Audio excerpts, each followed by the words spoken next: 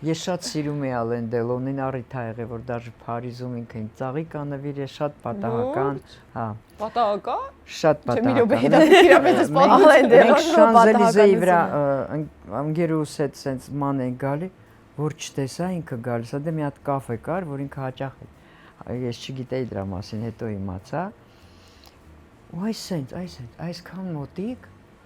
երեխեք դուք չեք պատկերացնի ինքը կյանքում ավելի սիրուն էր։ Իրա մաշկը, աչքերի կապույտ, это прямо я не знаю, как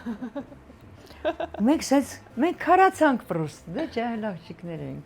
Ինքը մտավ մի րոպե չտևեց, մի րոպե։ Հետ եկավ, մի հատ վարդ ձեռը։ Այսինքն մեղքեր են գերուից բայց։ Մի հատ վարդ։ Տվեց, սենց խոնարհվեց, ձեռքս համբուրեց, ասեց դղե ժոլի։ Ու գնա։ Ինչ ասաց։ Красота, такая красивая, очень красиво. Կարայ։ И я стою вот так вот. Ու նվիրել ես ընկերուդ Вот так, и стою. Ուրեմն այդ սաղ ճանապարհը ես խոսում եմ, какой он красивый, какой он талантливый, Ալեն Դելոնից բան, ասում եմ, այնտեղ մի հատ Գագիկ Կարապետյանի բոլոր գիտեք, իր կինոայդան, հա, նստած խոսում ենք, ասում, այդ ասում, պատկերացնում ես հիմա սենց